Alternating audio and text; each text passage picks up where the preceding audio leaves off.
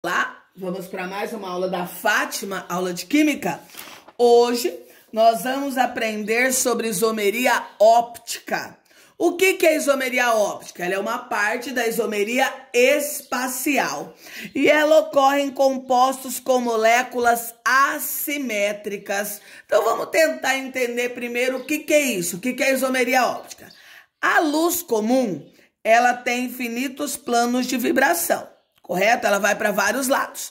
Se essa luz comum, ela passa por uma amostra, qualquer tipo de amostra que tenha isomeria óptica, ou ela vai desviar o seu plano de luz para a direita, e isso é chamada de destrógeno, ou ela desvia o seu plano para a esquerda, e isso é chamada de levógeno. Certo? Então, as substâncias que são ópticas, elas vão desviar o plano de luz ou para a direita, destrógeno, lembra? Destro, ou para a esquerda, levógeno. Tá, mas como eu sei que uma molécula é assimétrica? Então, para que ela seja simétrica, eu preciso ter um carbono assimétrico ou um carbono quiral. O que significa isso? Significa que eu tenho que ter um carbono com 4 ligantes diferentes. Mas vamos tentar entender. O que é simetria? Simetria é quando nós dividimos algo ao meio e as duas partes ficam iguais. Por exemplo, se eu pegar esta folha em branco e eu dividir esta folha ao meio, eu vou ter 2 lados iguais. Isso é simetria. Agora, se eu pegar a minha mão, eu consigo dividir a minha mão ao meio certinho e eu vou ter dos 2 lados a mesma coisa? Não. Isso é assimetria, quando eu não consigo ter as mesmas coisas dos 2 lados iguais. Por exemplo, se eu coloco a minha mão esquerda na frente do espelho, eu vou ter a visão da minha mão direita, correto? E só lembrando, eu não consigo sobrepor uma mão na outra. Vocês perceberam que fica totalmente diferente? Então, isso é assimetria. Então, numa molécula, ela será assimétrica quando eu tiver um carbono assimétrico. Pelo menos um carbono, tá? Podem existir vários carbonos assimétricos. E o carbono assimétrico ou quiral é aquele que tem 4 ligantes diferentes. Então vamos lá. Neste primeiro, ó, lembrando aqui, ó, a mistura em quantidades iguais, uma mistura óptica, resulta em uma mistura racêmica. Lembra que eu disse para vocês que quando eu tenho a luz passando por uma substância opticamente ativa, ela vai desviar o plano ou para o lado direito, destrógeno, ou para o lado esquerdo, levógeno. Correto? Mas quando essas quantidades são iguais, eu tenho uma mistura chamada de mistura racêmica. Aí, neste caso, ela não vai desviar a minha luz quando eu tiver a mesma quantidade. Primeiro, vamos descobrir aqui se eu tenho algum carbono assimétrico ou quiral.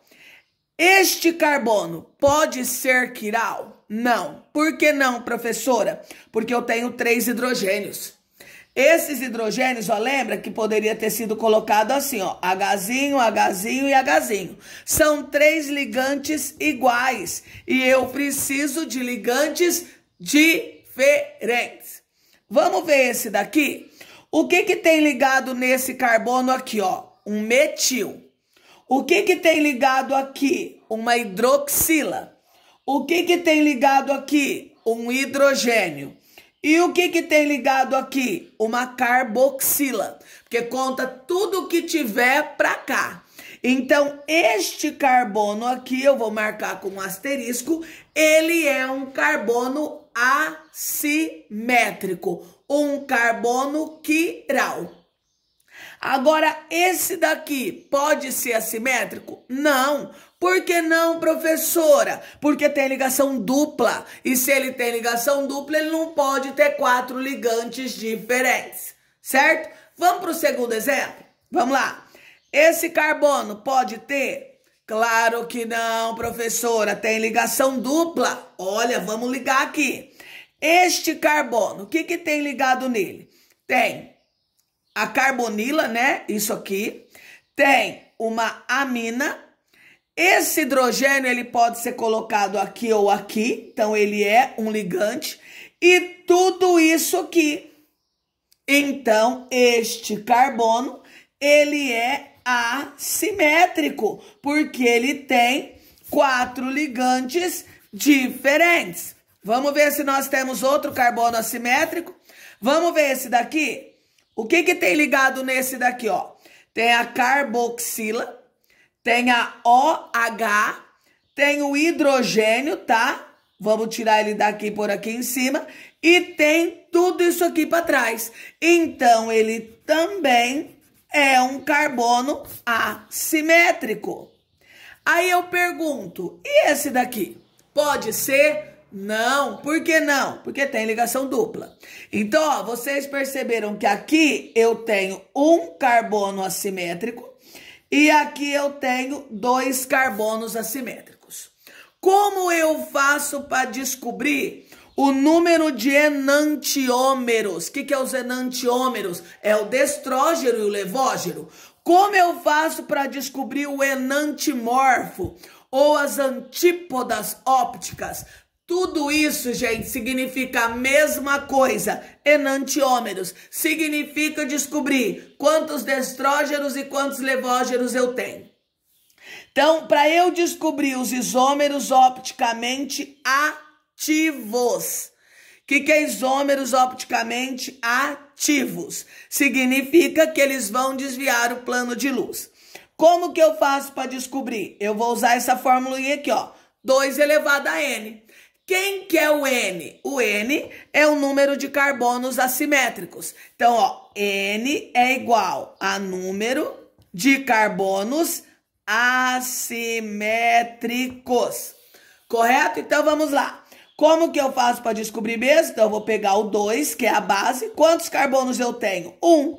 Então, quanto que vai dar minha resposta? 2. Então, eu vou ter um destrógeno e um levógeno. Então, todas as vezes eu vou ter sempre um destrógeno e eu vou ter um levógeno, correto? Agora, como que eu faço para descobrir os isômeros opticamente inativos? O que seria isso? Isso seria a quantidade de misturas racêmicas que eu tenho. O que é mistura racêmica mesmo? É quando a quantidade de estrógenos e levógenos, elas são iguais, correto? Então, eu vou ter uma mistura racêmica. Então, lembrando que essa isomeria opticamente inativa sempre é a metade do que deu aqui em cima. Sempre vai ser a metade. Então, ó, 2 elevado a 1 dividido por 2. 2 elevado a 1, 2. Então, quantas misturas racêmicas eu vou ter nesse composto? Uma mistura racêmica. Agora aqui, quantos são os carbonos assimétricos? 2. Então, ó, isômeros opticamente ativos. 2 elevado a N. Certo? Então, 2 elevado a quanto? A 2, que vai dar quanto? 4. Então, significa que eu vou ter 2 destrógenos e 2 levógenos. Correto até aqui? Certo? Agora, vamos ver os opticamente inativos. Então, vamos lá. 2 elevado a 2 dividido por 2. 2 elevado a 2, 4. Então, eu vou ter 2 misturas racêmicas. Até a próxima aula.